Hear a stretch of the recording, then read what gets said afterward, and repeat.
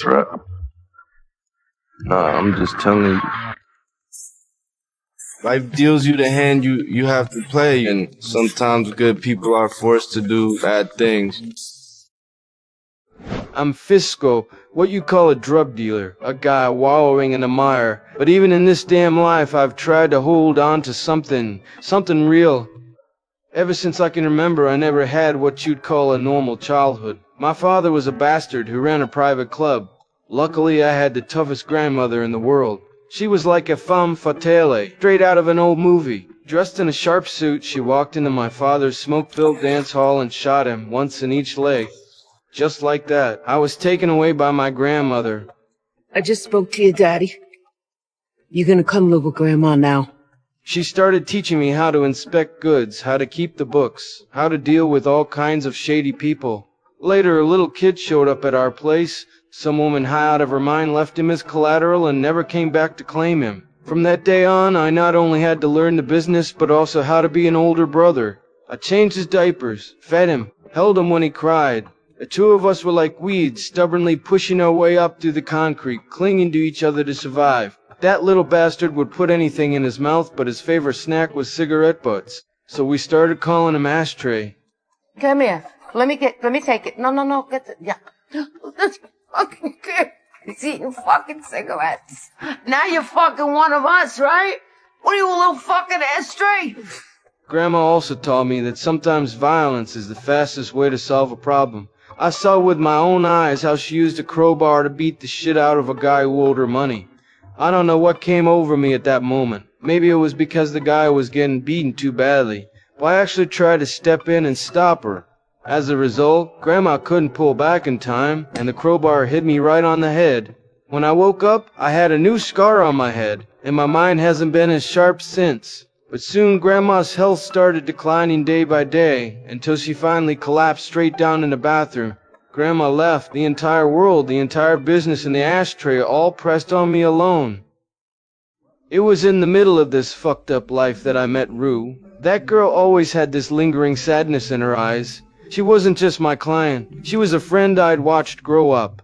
I sold her the very stuff that was destroying her, yet deep down I never wanted her to use it. I knew I couldn't just let this thing devour her any longer.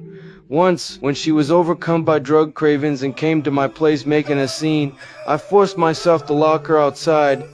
Listening to her curses through the door, I felt like a total failure. Fist! You're full of shit, man. You know you make your living off of selling drugs to teenagers? And now all of a sudden you want to have a fucking moral high ground? You're a fucking dropout drug dealer. You know that? You're a fucking dropout drug dealer with 7 functioning fucking brain cells. Later, in order to help her and Jules get rid of Nate's harassment, I warned that bastard that if he dared bother them again, I want his life. Turns out he was even scummier than I thought. Went and tipped off the police who raided my place. The ashtray and I had no choice but to flush all the product down the toilet. To make things worse, I had gotten this product from a guy named Rat in order to pay back the huge debt.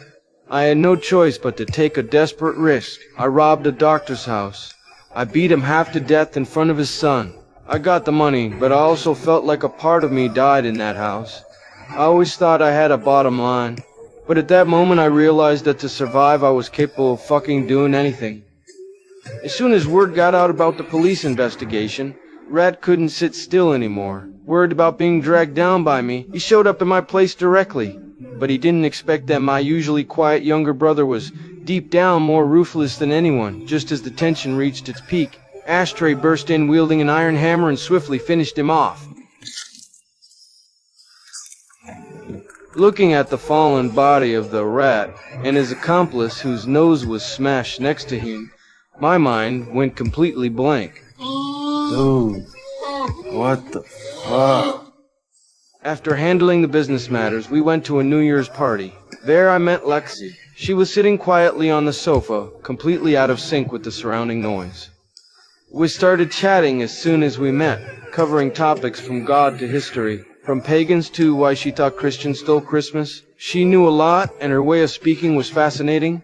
Chatting with her, I felt like the rusty gears in my head started turning. Again, I hadn't felt this way in a long time. Feeling of lightness. I got a cut soon, but I just want to tell you that talking to you was one of the best parts of my whole year. Yeah, right. Hope to see you soon, Lexi. Have a good night. You too. Just when I thought this night might finally hold something good, I noticed Nate was there too. The trap he set for me I hadn't forgotten for a single day. The last time we talked, didn't you say you wanted to kill me? Yeah, well.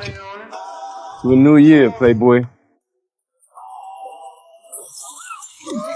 I pinned him to the ground and punched him over and over until his face was covered in blood. Only when I watched him being dragged away like a dead dog did the pent-up rage inside me finally release. Before long, Nate's father, Cal, showed up at the store. First he interrogated me like a creep, and then he started lurking around my front door when Ashtray dragged him inside. Cal beat around the bush asking about a CD. To be honest, I was completely confused at the time, but his well-dressed appearance that couldn't hide his perverted vibe made me extremely uncomfortable. In the end, he even tried to scare us with the police, seeing that this old bastard was fucking endless. The ashtray directly smashed his head open. This hit directly knocked the truth out of him. He confessed all his shitty affairs with Jules. It was only then that I realized Nate was such an asshole because he took after his dad. That's not cute, man. What the fuck? What? What kind of weird-ass father-son shit is going on around here, bro? I'm extremely confused. You're confused? I'm fucking confused, bro. Me too. I don't even know what the fuck you're doing here. Do you mind if I just leave? Finally, I told him to get out and warned him to stay away from all of us. In those few days, Cassie and Nate's drama became the talk of the town. Everyone was gossiping about it. Lexi was completely drained because of this. She worried about her sister's self-destructive behavior, and also anxious that her script might hurt the people around her. In her world full of dramatic conflicts and emotional chaos, my place somehow became a neutral zone where she could catch her breath. She came to me seeking affirmation and encouragement. And in her, I saw a rare kind of purity and talent in this crazy East Highland. I smoked a cigarette and listened quietly to her talk. In that moment there were no drugs, no violence, no all that messed up stuff, only the two of us. And an old movie about friendship and growth. But for real though, if your play is anything like Stand By Me, you're not gonna have no problems. Over the past few months, Lexi and I have chatted on our phones nearly every day. I told her I would definitely go to her stage play. I would sit in the front row and clap for her. And that was a promise I would keep no matter what. For Lexi's opening night of the stage play, I had never prepared for anything so seriously. I took out my best suit and clumsily tied my tie. I even went to the flower shop and bought a bouquet. I also wrote a card by hand, on which I scribbled the words I wanted to say to her. Just as I was about to leave for the appointment, Custer, that guy who had been hovering around me, finally showed his true colors. He came to my house with a police listening device, trying to extract evidence of mine, Ashtray's guilt regarding the death of the rat.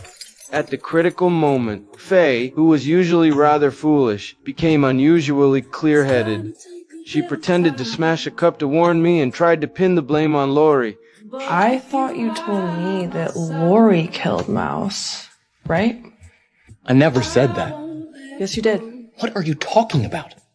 Are you high? You know that Lori and those fucking people, they scare me. Why are you trying to protect them? I'm not fucking protecting anyone. What the fuck is this? So you're working for Lori? Hey, no. So how about you just shut the fuck up? Faye's very brave, but it was already too late. Ashtray wouldn't wait in his life philosophy. There's no negotiation or maneuvering. He walked behind Custer and stabbed him in the neck. Everything happened too fast.